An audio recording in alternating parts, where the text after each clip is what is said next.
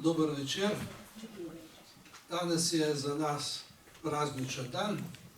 Predstavljamo knjigo Alojza Rebula Dnevniški zapisi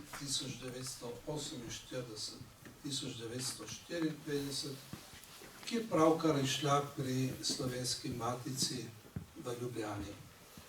Gre torej za dnevnik iz obdobja, v katerem je Rebula tako rekoč ostajal Rebula, kot bi rekel, mogoče tudi prijatelji, iz potence v akta.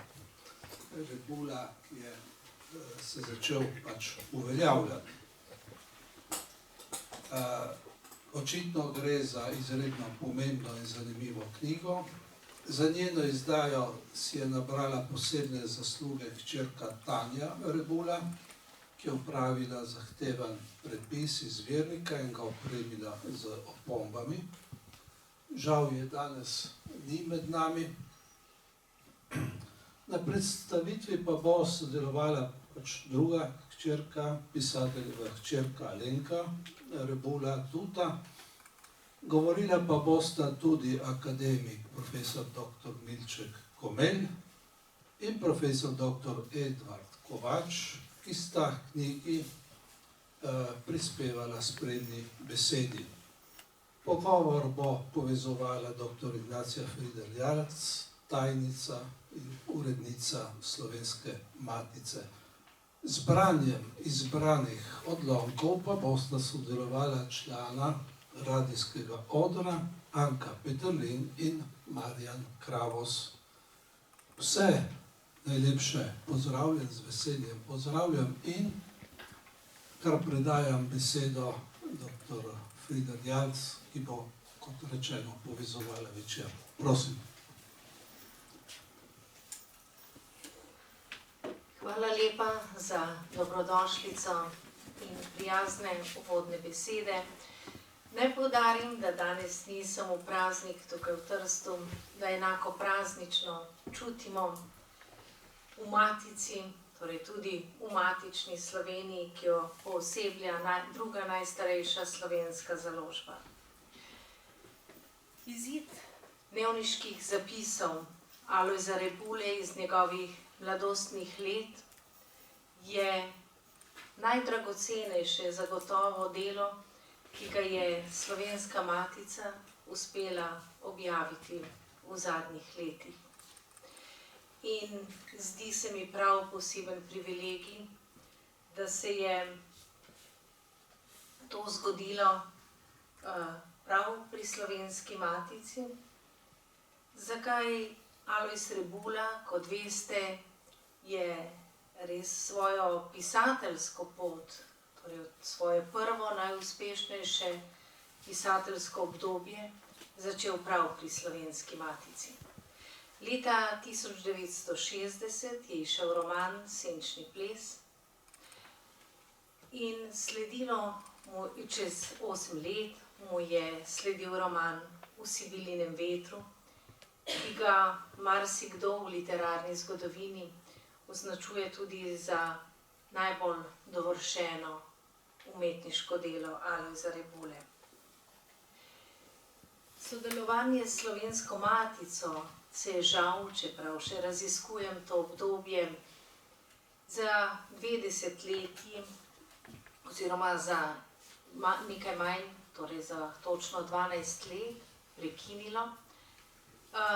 Še danes ne vemo, zakaj je Slovenska matica, ki je prav z Rebulo doživljala na nek način renesanso leposlovja v tistem času, ko so bile mnoge besede prepovedane in zamolčane, zakaj torej ni vzpodbujala, da bi objavljal pri njej. To se je spremenilo s prihodom Draga Jančarja na Slovensko matico v vlogi tajnika in urednika in tako je leta 1981 pri Slovenski matici izšlo Zeleno izgnanstvo. Še en pomemben prelomni trenutek sodelovanja z Alojzem Rebulo je bila objava njegovih esejističnih zapisov ob obisku Slovencev v ameriški emigraciji, in sicer Vrt bogov leta 1986. Prelomna tudi zato, ker se je pokazalo, da nič manj kot v zapiskih, ki jih bomo predstavljali danes, še torej v sredini 80. let Udba nič manj ni nadzorovala Alojza Rebule. Odziv na Vrt bogov je bil zelo oster. Samega vrha komunistične partije, odziv Mitje Ribečiča na novoletno prilogo časnika Delo, kjer je zapisal, da je sramota na nek način, da pri Slovenski matici, tako ugledni založbi, izide delo, v katerem Alojz Rebula časti kvizlingovce in izdajalce slovenskega naroda. Zelo zanimiva je razprava, ki je takrat potekala na Slovenski matici in ki razkriva pravzaprav marsikaj. Razprava, o tem sem pisala tudi v eseju, v knjigi, ki je šla tukaj na Tržaškem, v Rebulovem vetru. Ta razprava je pokazala vso dvoličnost našega založniškega odbora, ki je bil takrat delegiran. Najbolj glasen izmed vseh, da bi takšno knjigo morali prepovedati in ne bi smela iziti, je bil pisatelj Anton Ingolič, ki je bil predstavnik Slovenske akademije znanosti in umetnosti. Če se je kaj takega Alojzu Rebuli dogajalo sredi 80. let, si samo predstavljamo lahko, kakšen teror je doživljal v svojih mladostnih letih, v 50. letih, torej oziroma po letu 1948, o katerem pričuje ta dnevnik. In v tem duhu bomo danes govorili, se mu poklenili in posvetili in nikoli pozabili, kaj vse je moral prestajati. In še drugo, veliko svetlejšo plat od te tako rekoč perverzne volje do moči, ki je bil priča, je živel Alojz Rebula. Dnevniški zapisi med letoma 1948 in 1954 so tudi visoka pesem slovenske literature. So eno samo, neizmerno pričevanje do volje, do ljubezni. Do njegove muze, ki ga je navdihovala vse njegovo življenje. In res naj na tem mestu izrečem iskrena hvala hčerkama Alojza Rebule, da sta se opogumili, zbrali rokopise, da jih je gospa Tanja Rebula skrbno prepisala in opremila tudi z vsemi ustreznimi opombami in da sta dovolili objavo mestoma intimnih pričevanj pisatelja Alojza Rebule. In naj bodo torej te besede tudi povabilo gospe Alenki Rebula, da v imenu obeh hčerk, pisateljevih hčerk, pove nekaj o tem, čemur smo danes priča. O knjižni izdaji te neizmerne epopeje o ljubezni.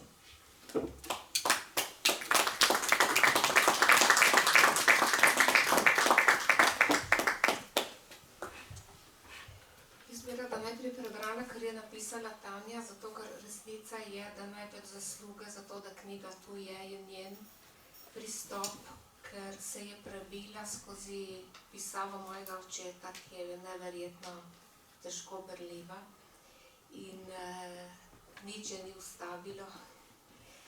In to je delala z veliko predanostjo, z veliko ljubeznijo in torej jaz imam tukaj veliko manj zaslug. Tole je napisala z naslovom Med Scilo in Karibdo. Za Zaprašena omara, zajeten zvezek s trdimi platnicami, na njem nalepka z napisom Dnevnik april 48. O, ko bi znala brati očetovo pisavo. Le kako je moji mami Zori uspelo prebirati te hieroglife, samo njej, celi družini. Kaj me je gnalo k temu tveganemu tavanju po labirintih očetove pisave? Mar radovednost? Nikakor. Prej ganotje, že ob prvih akordih tega palimpsesta, ki je stran za stranjo postajal prava arheološka avantura. Pod videzom vsakdanjosti tedaj mladega študenta klasične filologije so zadihale in zaječale vse globlje skrite plasti zoreče osebnosti pisatelja Alojza Rebule. Presunila me je najprej iskrenost iskalca, ki se ni izognil nobenemu boju s seboj, temveč do kraja pošteno priznaval sleherni vzgib dobrega in zla v sebi. Zato me je ob razbiranju rokopisa pogosto zasul plaz dvomov.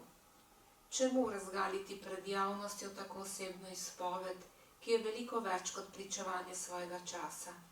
Ali ne bi bilo bolje prikriti stančito spoštljivega molka to povest duše?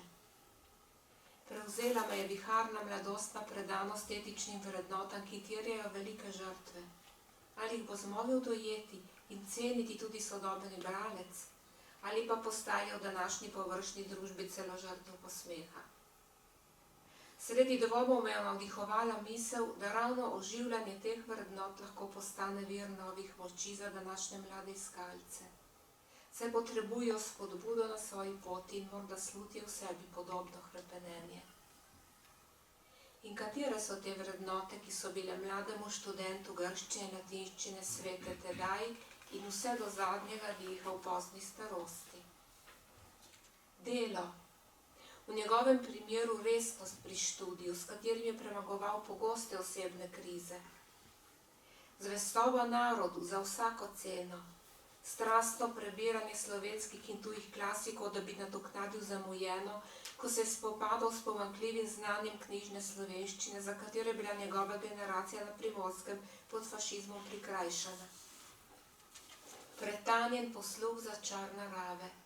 Pa ne bo to rodni kras, zeleno obrobje Ljubljane, Slovenske gore ali mehki obrisi štajerskih gozdov. Trdna volja in disciplina v vsakodnevnem pisanju dnevnika kot redne vaje ob slutni prebojoče se vulkanske energije bodočega pisateljskega poslanstva in to kljub hromeči zavesti lastnih meja, saj se je primerjal z velikani besedne umetnosti. Sprejemanje lastnih korenin rodnega Šempoljaja in svoje kmečko-delovske družine, za katero bi bil, kot piše, pripravljen prenesti tudi pekel.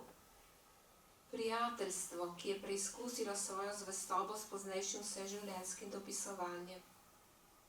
Usodno srečanje z žensko, bodočo življenjsko sopotnico Zoro Tavčar, ki je predstavljala pretres in prevrednotenje njegovega nihanja nad brezni obupa in mu odstirala novo obzorja tiste ljubezni, ki vse upa, vse prenaša in nikoli ne mine, če parafraziramo Pavlova pisma, ki jih pozneje za novi prevod Svetega pisma tudi sam prevajal. Iskanje resnice in pravice, ki presega tragiko človeka in ki se kljub vsem krivicam tako preizkušene generacije obrača k krščanstvu v njegovi najčistejši podobi, k Božjemu usmiljenju, izpričanemu v Evangeliju Jezusa Kristusa. Navedene vrednote so me torej vodile do prepisovanja rokopisa. Alojza Rebule, ki so mu rojenice napovedali, da bo nosil v sebi ali pekel ali nebo.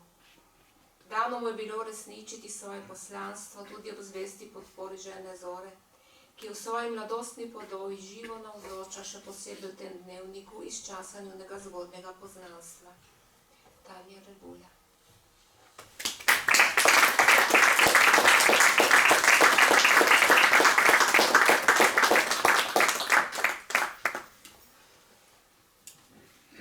Hvala, gospe Alenki Rebule. Zagotovo pa so se ob tem, ko so danes misli Alojza Rebule iz njegove mladosti zapisane in uzrle tudi luč javnosti, porajajo tudi nekakšna vaša občutenja, spomini na tista leta, pa jih morda še en kanček tudi vi sami delite z nami. Ja, tista leta, torej moj spomin na očeta, seveda sega v druga leta, mene takrat pravzaprav še ni bilo, ko je on to pisal. Zato tisto, kar me je presunilo v branju tega dnevnika, je tisto, kar je potem odsevalo v njegovem življenju, kot smo ga doživljali mi otroci.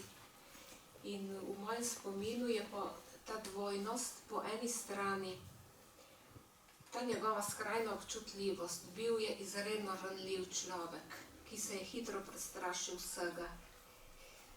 Trepetal je lahko za vsako stvar in ta njegova izjemna občutljivost je bila v velikem nasprotju s tem, da je želel biti pogumen človek. Torej ga je zelo veliko stalo, da je delal stvari, ki so bile tvegane. Nekako bi rekla, da je delal silo nad svojo naravo. Njegova narava ni bila iti v borbo, ni bila se, da se izpostavlja, ni bila ta, da nekaj se bori za karkoli, ne. On je ostal v srcu. Velikokrat, ko sem se pogovarjala z njim, sem opazila, kako je on ostal nekje tisti deček na Šembolajski gmajni, ki živi pod Borovci, ki sanja, ki bi pisal, ki bi živel v svetu umetnosti. In torej ga je nekje življenje porinilo v nekaj veliko večjega, hujšega in veliko tršega od tega, kar je bila njegova narava. In mislim, da se tudi tako lahko bere ta dnevnik, ne, ko se vidi to izjemno občutljivost. To je bila stvar, ki je mene najbolj pritegnila, ne, ker tako sem ga potem videla tudi pozneje. In torej ta ranljivost, ki je bila tudi ranljivost moje mame, je bila tisto, kar sem kot otrok najbolj doživljala, ne, kako so ljudje v tistem času morali prestajati tisto, za kar pravzaprav nismo nikoli opremljeni. Človek ni opremljen za to, da ga preganjajo, ali da ga strašijo, ali da zahtevajo od njega, da premaguje to in ono. Človek je rojen za ljubezen, za mir, za sočutje, za bližino. Tako malo otožno je to, kar sem brala, ne? In po drugi strani mislim, da lahko vsi občudujemo to generacijo, ki je veliko moči morala potegniti iz sebe, moči, ki pride iz volje, ne? Ki ne pride iz tega, da si po naravi nekakšen klen junak, kar on ni bil. To je bilo vse iz volje, iz odločanja in iz zahteve do sebe. In ta zahtevnost do sebe, mislim, prihaja ves čas do, boste videli v dnevniku, koliko je on zahteval od sebe, ne? Kaj vse ne bi zmogel, kaj vse ne bi on pokončno prestal, česa vse ne bi bil zmožen, ne? In to je po svojih močeh tudi skušal uresničevati. Tako da mislim, da verjetno moramo človeka presojati predvsem po tem, kako skuša biti kos temu, kar mu življenje naloži, ne glede na to, koliko krhke kosti ima in koliko občutljivo srce. Saj to je moj pogled. Hvala.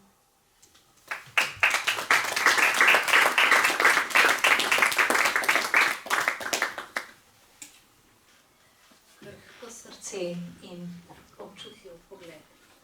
Zagotovo tega v Rebulovih dnevniških zapiskih, tudi mladostnih, ne manjka.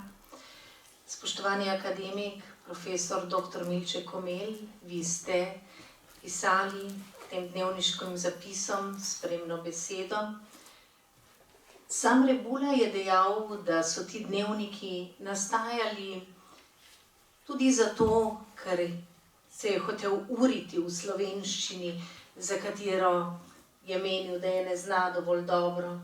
In na tak način se vendarle berejo tudi kot neko načrtno, pa vendarle zelo globoko preiskovanje slovenščine, jezika, govorice. Kako ste vi brali te dnevniške zapise? Jaz sem bral kot skrajno subtilne izpovedi, ne? In hkrati tudi kot umetniško besedo, ker Rebula je po mojem, seveda smo presojiti, ampak je eden največjih pisateljev slovenskih vseh časov, ne?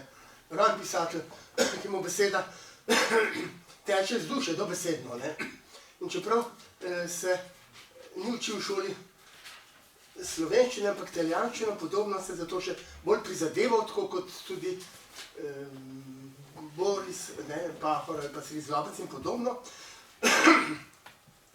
je ta čut v slovenščine ne bi tako živ, skratka, da se slovenščini priučil, ampak je vrela z njega. Ne. Tako da je pa seveda se zaradi tega, ker se zavedal, da ima mogoče malo italijansko skladno, kot tukaj piše, da je tudi opažal, ne, oče, njegove žene in podobno, ko so se prvič srečala, je malo to na tem bdel in nadziral. Ne. In čuti se seveda, on je tukaj se izpodval svoje notranje hrepenenja, boje, predvsem pa je to ljubezenska knjiga, v ljubezenski zgodbi in ljubezni on štel takrat za nekaj, ko ne rečem, enačo jo je z vero v Boga, tako rekoč, za odrešitev, ne. Tak ideal romantičen pravzaprav je videl v ženi in ga je provociral pa našel v Zori Tavčar, da je to ena najbolj pretresljivih, počrljivih zgodb o ljubezni v naši literaturi. In to so umetniška literarna besedila, pravzaprav vidi se pa v tem, ko se je izpovedoval, neverjetno z namenom, da bi to bilo objavljeno, kakorkoli, da je pa vendar se tudi preizkusil, pa kako ne rečem, preveril, vadil pravzaprav tudi v umetniškem pisanju, ker tudi sam tukaj pravi seveda, da se zaveda, oziroma da ko piše, ko se izpoveduje, da hkrati tudi snuje že svojo prozo, kasnejše romane. In vsega tega se vidi, da je že zasnutek celotnega njegovega dela tukaj zakoličen, dobesedno. Rekel, ko bom star 80 let, ne, bom mogoče to in to naredil tukaj v duhu, že vse naredil in razmišlja tudi v svojem jeziku. Ne. In se je skratka spraševal, ne vem, če potrebnem ali pa po nepotrebnem, naprimer nekaj piše, da moj Stanko Cankar, ki je bil obzniv človek, še sem ga enkrat kot otrok obiskal, da ga bi narisal, on je bil izjemno tak prijazen, obasnil in on ga je pohvalil, ampak je rekel, da je preveč čuten, oziroma da preveč opisuje samo, da je estet preveč, da opisuje lepoto narave in podobno, da naj se tega malo trese, ampak naj samo v zgodbo se usmeri v pripoved. Ne, in potem si je on to vzel v srcu, rekel, res bom dekoracije malo utresel, da bom, ker se mora pač stil že iz same pripovedi pokazati, ne, in je trudil se s tem, da bi vsebina pa oblika se zlila v enoto.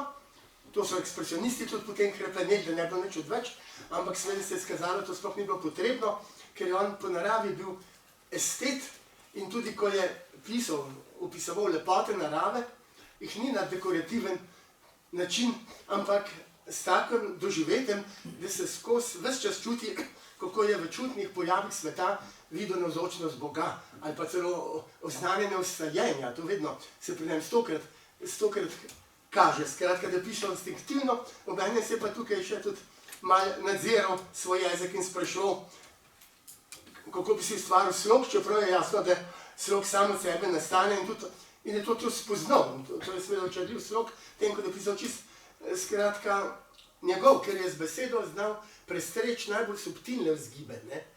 Ker je pa videl zunaj lepoto narave, ki je tukaj odkril že Šempolajo, potem na novo tudi druge vrste lepoto v Loki pri Zidanem mostu, do tega bil izredno dojemljiv in nekje tukaj reče, ne, da nima čuta za slikarstvo, da to opaža, ne?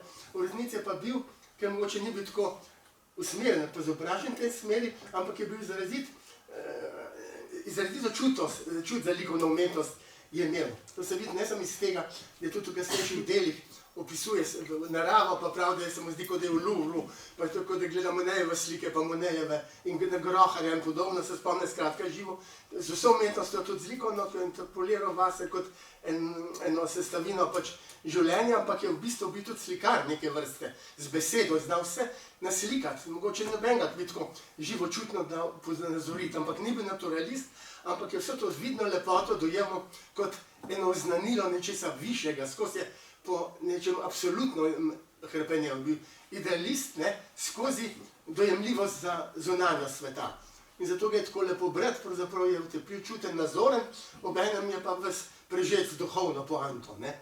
In to ga povzdiguje od realistov, ne, tako da je bil velik pisatelj, ki ima veliko človekov za pogledati. Tukaj so pa noter, nisem te treslaj njegove duše, če to rečem, hrepenenje, hlepenje, dileme, spraševal se vse po prihodnosti in podobno, predvsem ponotranjenje. Seveda, ker so pa to dnevniški zapiski, se pa vidi se tudi podoba časa, ko je seveda se vzpostavljal tudi kot pisatelj, je rabil tudi priznanje in je potem tudi nastopal in podobno, čeprav mu to ni ležalo, ampak je enostavno se mora tudi uveljavljati, vesel bi prvih objav in podobno. Tukaj spremljamo njegove začetke pisanja, prve objave in podobno, potem srečanja, ko so ga prvič omenjali in podobno na teh literarnih večerih in podobno, in predstavi noter celo vrsto ne samo svojih profesorjev kot študent klasične filologije, Grošlja, na primer, ki je bil tak imeniten profesor. Jaz sem na ekskurziji v Franciji 14 dni in sem v avtobusu za njim sedel in sem se skozi njim pogovarjal in sem videl, ko smo šli v St. Gallen, je bila tam odprta ena starodavna knjiga, on je bral kot slovenščino, vse smo prevajajo, ne. In on je rekel, da noče biti tak kot Grošelj, ampak da hoče postati njegov antipod. Zakaj? On je bil kot Herakles na razpotju, je bil učen človek, obenem pa umetniška duša. In se ni odločil za znanost, čeprav bi sjajen tudi učenjak, ampak za umetnost. Zato je hotel biti antipod. Grošelj pa ni bil umetnik, ne, ampak znanstvenik. Pa sem pa kaj se pričujem. No, skratka, nekaj se rojstvo njegove umetnosti kaže. Obenem pa seveda vse kritike tega časa pokažejo Jožeta Kastelca, ki je imel zazornika in podobno, kasneje je bil njega bolj skeptičen. Kot je se cela ta panorama ljudi, ki so takrat začeli ustvarjati, uveljavljati, kaže, na katero pa kritično gledal ali pa z občudovanjem, skratka, imel do vsega svoj oseben lasten odnos, ker je bil osebnost, nekakšen epigon, ne. In to se je vsega vidi, in je samo potem rastel in postal velik pisatelj, ne. Nekaj.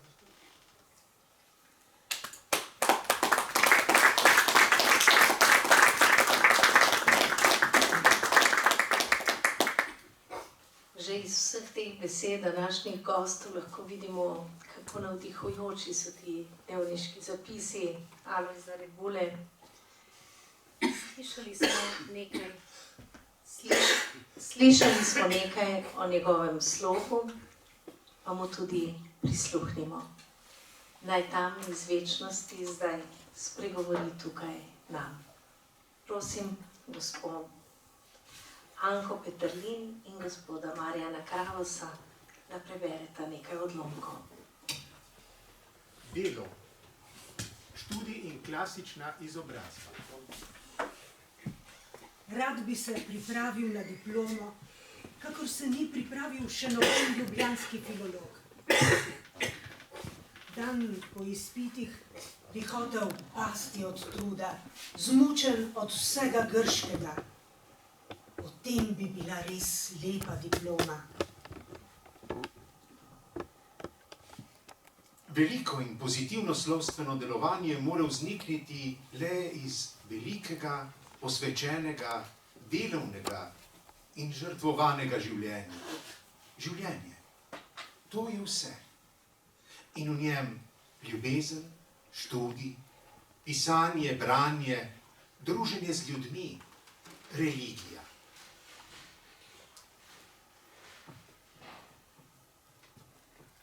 Ob prvih vetrovih in sredi tega toplega deževja čutim, da moje življenje prehaja v nova, težka in usodna obdobja.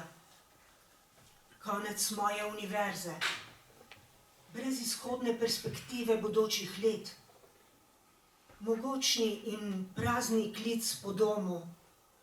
Vse to se gnete v to utrujeno dušo, ki bi se zdaj najraje zgrudila v končno pozabo.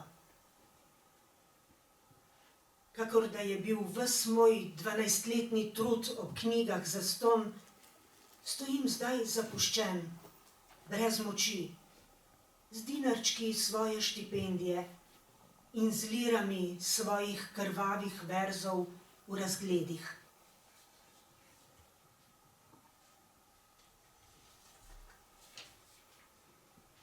Pisateljsko poslanstvo.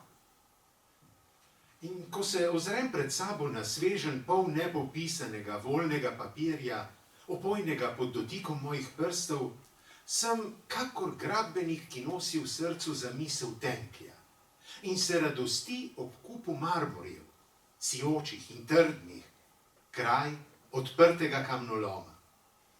O, razmetani kamni mojih bodočih stvarjenj, jaz bom šel med vas in bom kakor prerok, ki je na poljani davne bitke obstal sredi suhih okosti in jim v tišini zaukazal, naj se združijo. In je iz suhih, raztresenih kosti ustalo novo človeštvo. Danes dobil tiskanega svojega Johna. Ne morem zatreti nekega vzradoščenega ponosa. Do sem prišel sam, brez slavnih prednikov, brez literarne žlahte, brez mentorja, brez protekcije, celo brez imena, sam, šempolajec, neznan, omalovaževan, zasovražen, sam iz svojega neumornega in ljubosumnega prizadevanja, iz svoje ljubezni do besede. Sprejemanje lastnih korenin. Po dolgem času sanjal o Nonotu. Obiskal je on mene, ko te dni jaz ne morem na njegov grob tam pod zidom nad Lebočko. Čutim bližino vseh mojih mrtvih. Slišim glasove tati in Nonota, vidim njuna obraza, vidim ju v polnosti življenja. Rad bi ju ponovno videl v sanjah te dni. Kako brezdanja je smrt. A včasih se mi vseeno zdi, da še živita nekje in se pogovarjata pri mizi. In ko pristopim, se veselita mojega prihoda, mojih študij, vseh mojih uspehov.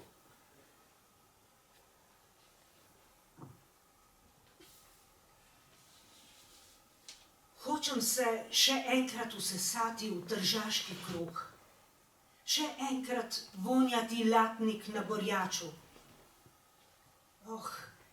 Vse je zeleno tam, vse diši, čeprav ljudje.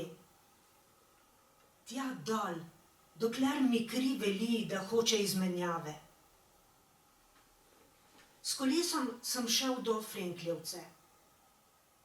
Čudovit in vedno nov je ta moj stari svet, ta svet okoli križpoti. Jutro je toplo in mokro. Prehodil skoraj vse sedlo za 2 žordanki. Po vsakem dežju ljubim silneje svet. Kako blizu je Marslovce, kako čisto se vidi lisasta živina, ki se pase po jasi pod goščo. In pridem domov poživljen, navzet od zemskega divjaštva, z umazanimi čevlji in polnim srcem.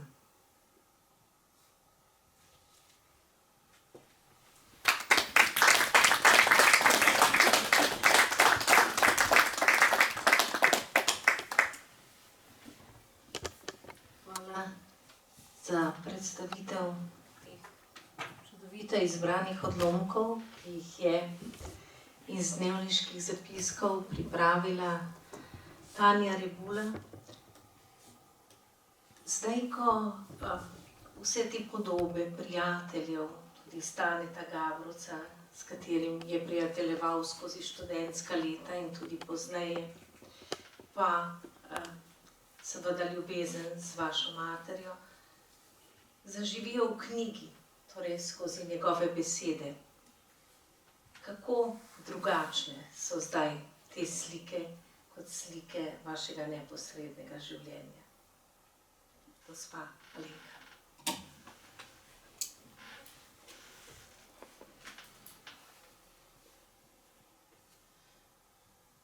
Ja, mislim, da je zelo težko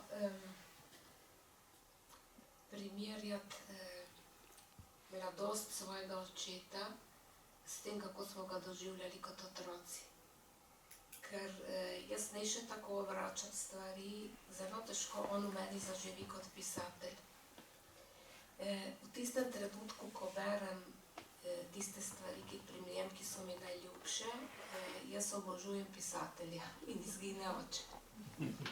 To je zelo zanimiv pojav, se mi zdi. Jaz imam najrajši namreč njegov opis narave.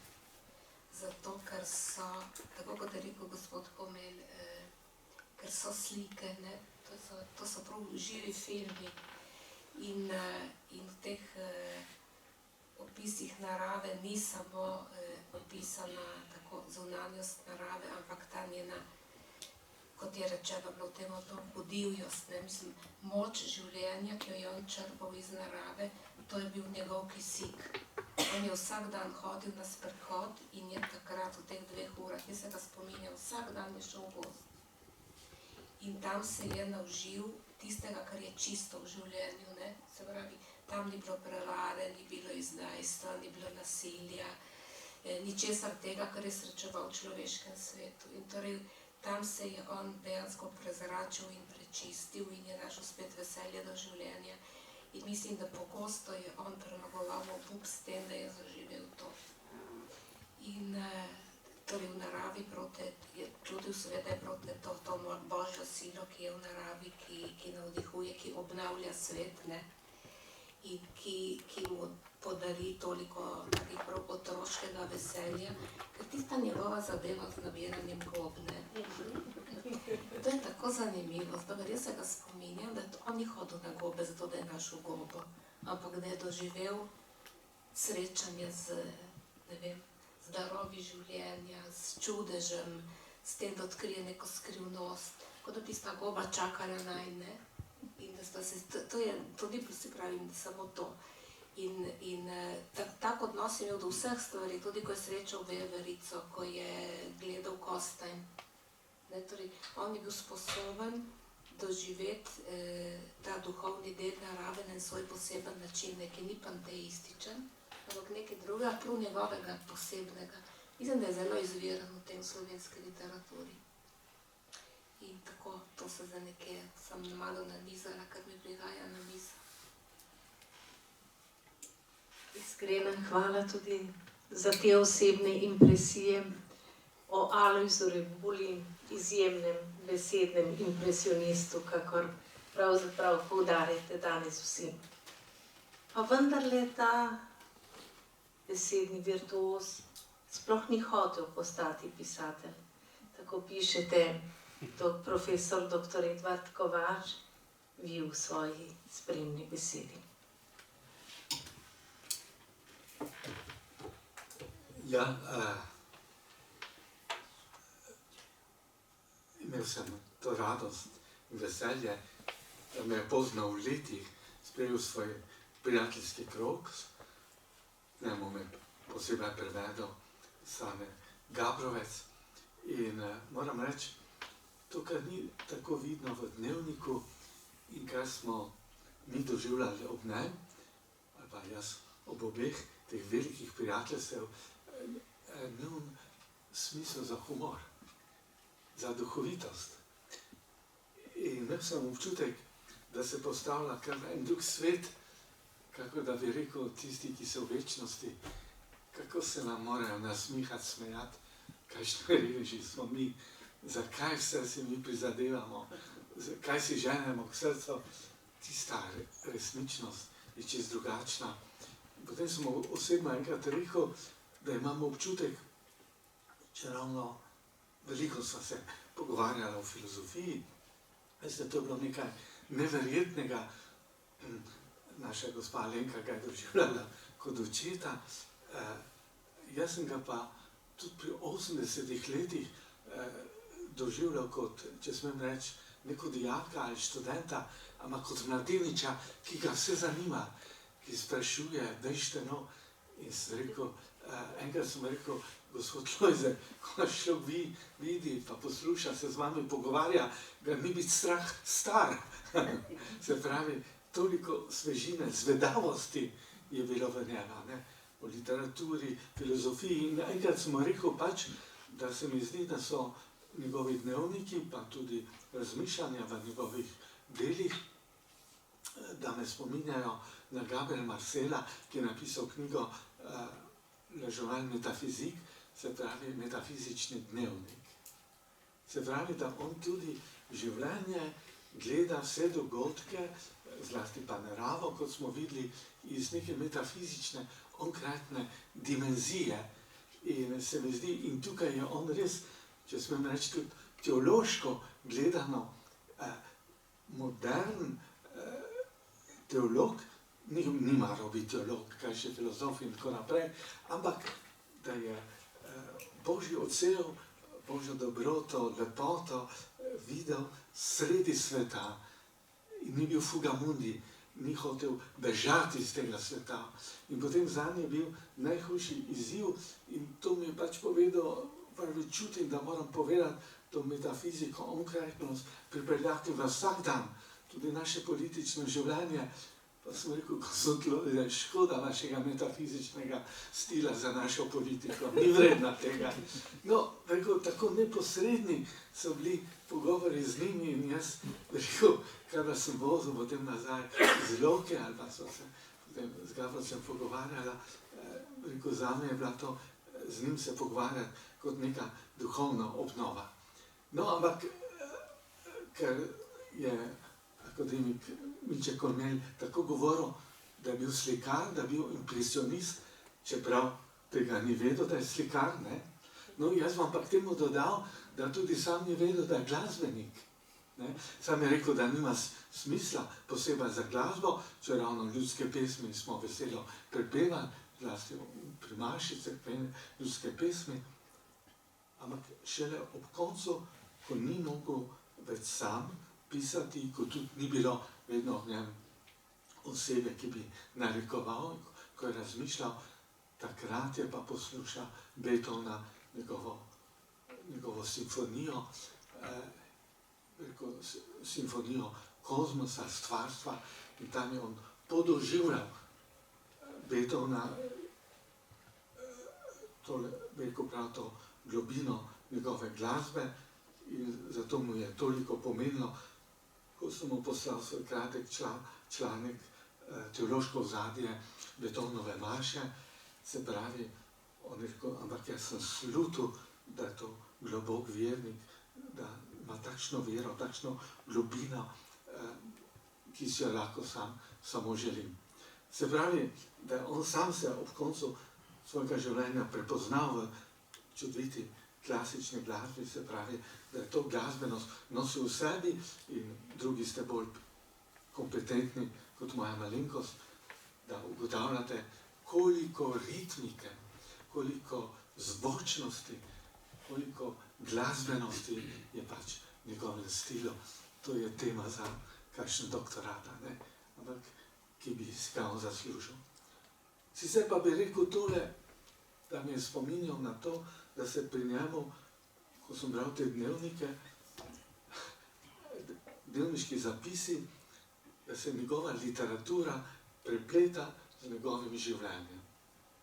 Se pravi, sam je tudi povedal, da v vsakem junaku, tudi če je negativen junak, pravi, mu hočem prizanesti, pa hočem videti nekaj pozitivnega v njem in prepozna delček sebe.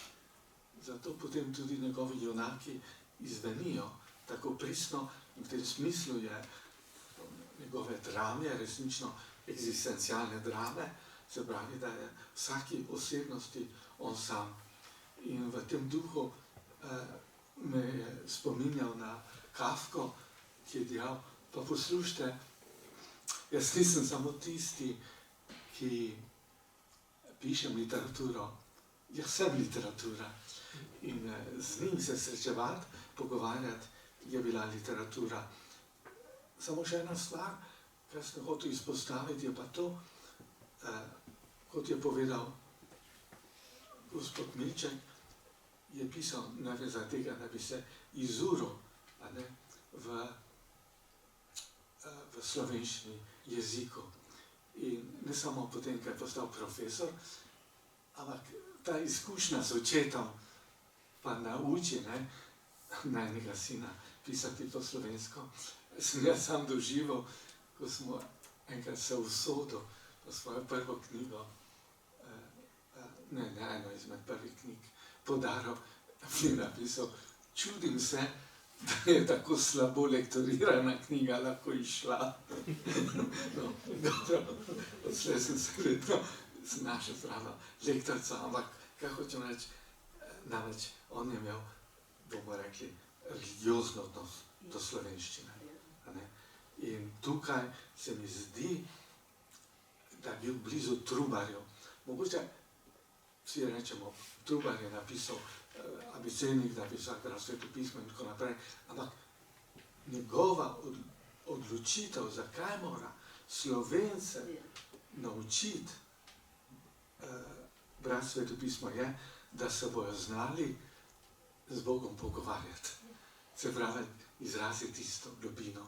In on je vedel, da lahko pristnost svoje globine duše doživlja samo kot Slovenec, zato mora prisluškovati svoji globini in skušati izreči tisto neizrekljivo, to, kar je rekel gospod Milček, se pravi, nianse, najbolj subtilne stvari, in bil je prepričan, in to je bila njegova izpoved vere, da se slovenščina ne kosa z italijanščino, z nemščino, tukaj sploh ni imel težav, da je slovenščina boljša, ampak da se lahko kosa, ne, za latinščino, ampak vseeno mu je bila pa vsebina in jaz sem mu ga vprašal, ampak gospod profesor, kaj pa pravite, učil ste latinščino in grščino, kaj imate raje? Latinščino in grščino. In mi je rekel, ja, moram priznati, latinščina je elegantnejša, ampak v grščini so pa napisane lepše glovje stvari. No, in rekel, on je pač naš klasik, ne sam profesor klasične grščine, ampak ustvarjal, rekel, klasični slovenski jezik.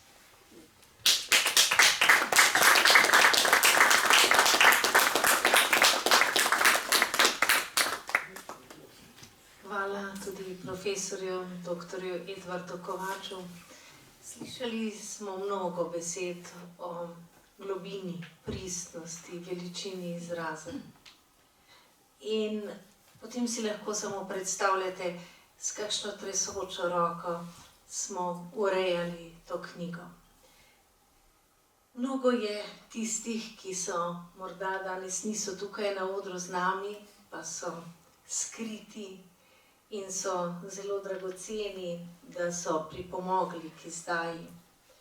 Med njimi zagotovo ne bi mogla imeti ta knjiga bolj imenitne urednice in tudi bolj imenitne lektorice, kot je gospa Nada Šumi.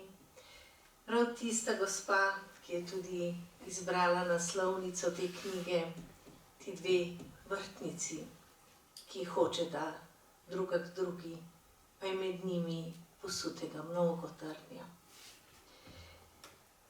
In vendarle rasteta iz istih korenin. To so korenine slovenstva, korenine ljubezni in morda vedno, čeprav je knjiga še čisto sveža, tukaj pred nami, se sprašujemo, kaj se še skriva v Rebulovi zapuščini. Gospa Alenka. Vem, če lahko jaz izdajam vse te stvari. Tako rekla Tanja. Ne, mislim, so nekateri dnevniki še niso prepisani in potem imamo ogromno pisem med mamo in očetom.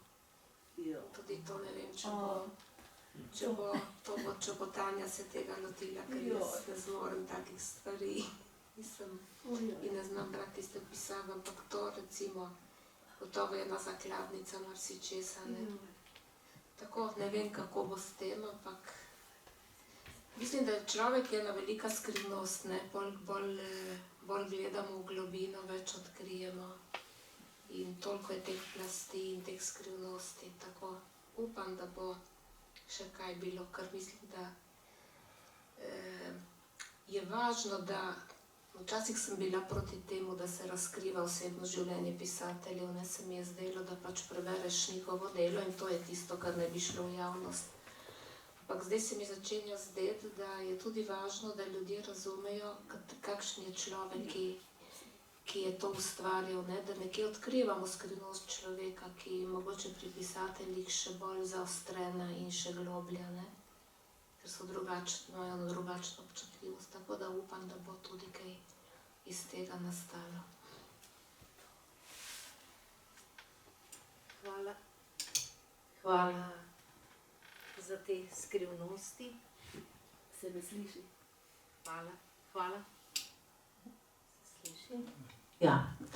Hvala za te skrivnosti. Profesor dr. Edvard Kovač bi želel še nekaj povedati. No, to, kar je nakazala gospa Alenka, se mi zdi zelo pomembno, je, da povemo, da ti dnevniški zapisi ne bi imeli ne estetske vrednosti, ne bi rekel literarne, tudi ne religiozne, ko ne bi bilo Zore Tavča. Se pravi, tisti trenutek, se spomnite, nek srpski pisatelj je bral eno knjigo, pa poslej rekel, tega ves ne moram tako brati. In je vstal, se oblekel, dal kravato gor in svečano bral. Tako sem jaz imel občutek, da ne morem sedeti, ko to berem, ko sem prišel do stavka, ko izpove, ljubezen do Zore in potem napiše, zdaj vem, da Bog je. Se pravi, da mu je ona pomagala k najgloblji izpovedi njegove duše. In res je, da se on tukaj vadi poguma, kot je rekla gospa Alenka, hotel je pogumno povedati, hkrati pa zelo spoštljivo.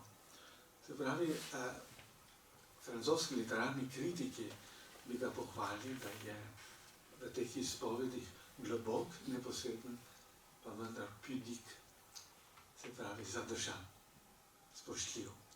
In na začetku te zadržanosti, ali te spoštljivosti, pa vendar hoče to izpovedati, ne zmore, zato uporabi jezika, latinščino ali francoščino, tudi italijanščino, da ustvari neko razdaljo do svojega teksta, kakor da bi hotel povedati, tista prava izpoved pa še pride. No in tista prava izpoved je potem prišla, če bi videli v njegovih romanih in pa tudi potem v njegovih, preko v drugem delu njegovih spisov.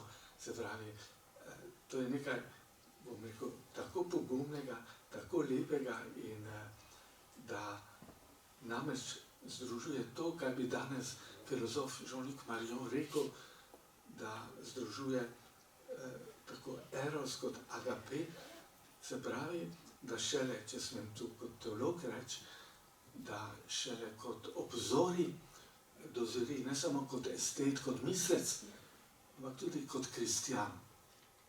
Se pravi, če se je Kristus v telesu, potem poleg narave tudi človeško telo nekaj čudovitega in razodevanja. In človeško telo ni ovira na poti Bogu, ampak je potovanje, kot bi povedal dr. Ignacija Fredljarc, kot je rekel Platon, da je duša vesela, da naša le telo, da z njim potuje po svetu. In tako je Lojze našel Zoro, s katero je potoval v svetu idej, pa tudi v tem svetu.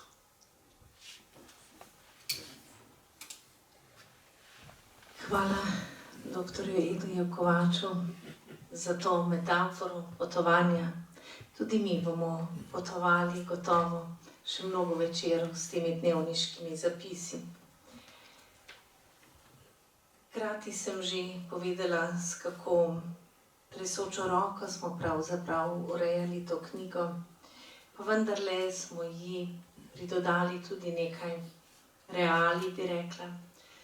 Zgodovinski okvir je pa nekako prispeval, očrtal Rebulovega časa gospod Igor Tuta, za kar se mu prav tako zahvaljujemo. Prav tako pa smo nazadnje se odločili, da vendarle dnevniške zapise opremimo z opombami, ker je v njih nastopa ogromno oseb, ogromno imen, faktografskih podatkov, ki jih sicer ne bi mogli razpozlati. In te so prispevali gospa Tanja Rebula, Barbara Zlobec, Igor Tuta in David Murin. In tudi njim iskrena hvala. Veliko smo govorili mi, zdaj pa je prav, da ta večer zaključi Rebula s svojimi besedami. Ponovno vabim gospo Anko Peterlin in Marjana Kravosa, da prebereta odlomke. Ljubezen. Življenje mi je odpovedovalo vse dotlej, dokler ni prišel dan, ko je navrglo pred me vse svoje bogatstvo, svoj alfa in omega, svoj zadnji opoj. Pred mano, prerojenem v vsej moji čustveni in biološki biti, se je odprla nova pot, čudežna in bogata vseh možnosti. V tebi se je spremenilo nebo in zemlja, življenje se je zaobrnilo na svojih tečajih. Vera.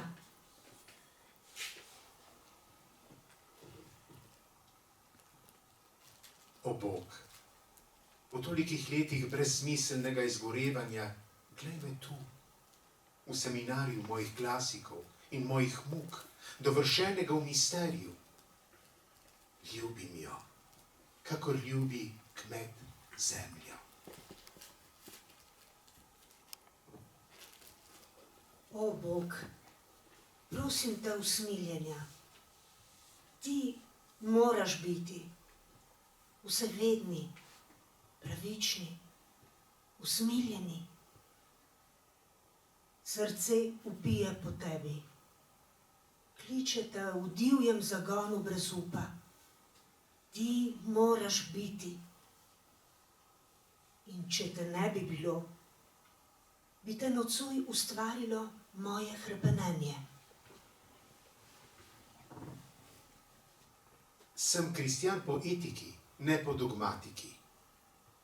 Najbolj nečloveško, kar si je mogoče zamisliti, je dogma o peklu.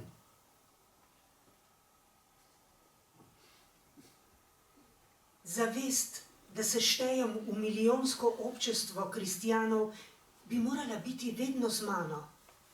In v tej zavesti je upanje v kroženje neznane milosti, pokoj v naročju Božje previdnosti, vera v naše izpolnjenje. Čar narave. Srce je nemirno od jeseni, odmeranje ga drasti z isto močjo, kakor ostajenje. Kri zvalovi v njem od časa do časa, ona kri, ki je kipela od srečne pijanosti po grižah in po robidi, in ki se tako mogočno oglasi tudi sedaj v 7. semestru univerze. Ustanavlja me v prvobitnem, iz katerega sem izšel.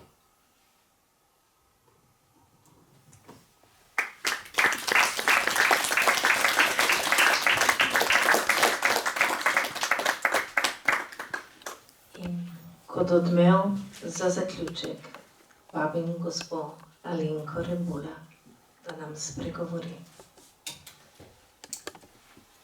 Jaz bi rada na koncu povedala nekaj stvari o svoji mami in o njeni vlogi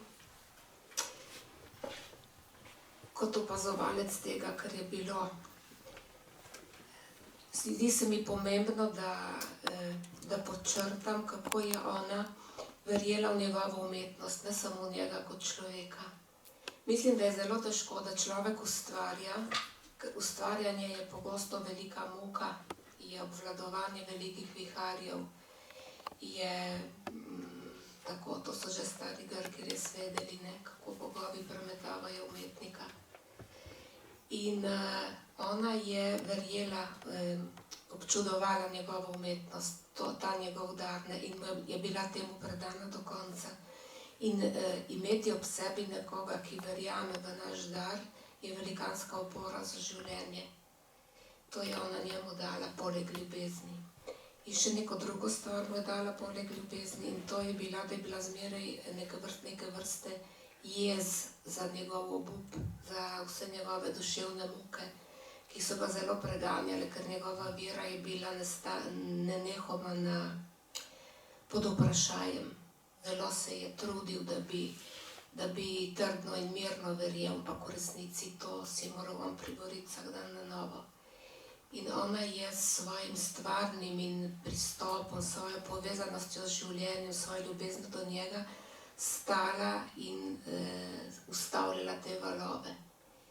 In mislim, da to je tudi ena od tistih stvari, ki se jih je on zavedal, in zato jo je imel rad tudi zaradi tega, ker mu je dala toliko življenjske varnosti. Brez tega ne vem, če bi on priplul skozi življenje, je bilo preveč viharno. Tako da se mi zdi, da je pravično povedati to, da je on veliko ustvaril, je gotovo si zasluži veliko mesto v literaturi, ampak je zelo pomembno, da se nasplošno ve, ne, da noben človek ne pride skozi življenje sam, brez podpore, brez zaledja, brez ljubezni, ker samo tako zmoremo, kar zmoremo. To sem želela povedati.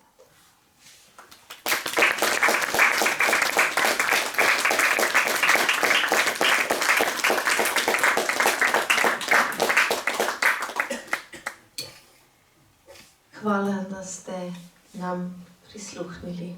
Hvala, da ste bili z nami. Hvala vsem gostom in naj vas volja do ljubezni vodi še naprej skozi ta večer in skozi vse dneve, ki prihajajo.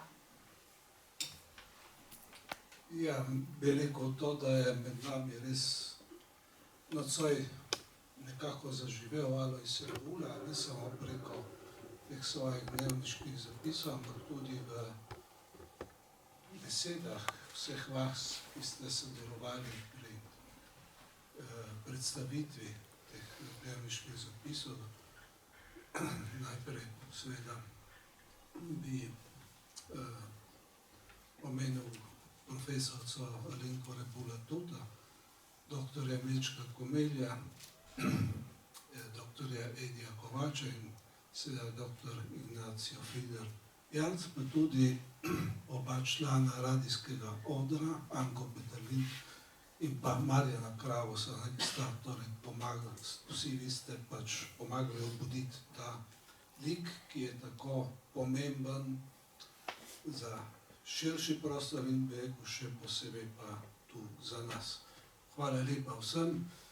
Jaz bi samo še to dodal, da je danes tukaj knjiga tudi na prodaj, menda da s posebnim popustom, in dobite jo tu pred vhodom v dvorano. Jaz bi se ob koncu ponovno zahvalil tudi vsem prisotnim, da ste bili tu z nami. Bi vas povabil, da se še malo zadržite tu pri nas. Ponavljam, da nabavite mogoče knjigo. V sosednji dvoranci je tudi še kaj na razpolago, da popijemo ali mogoče še kaj prigriznemo. Drugače pa bi vas povabil tudi na prihodnji ponedeljek, 24. tega meseca, ko bomo imeli na sporedu pogovor o ukrajinski tragediji. Na večeru bosta sodelovala vojni dopisnik dr. Valentin Pareh in pa tržaški publicist Bruno Križman. Hvala.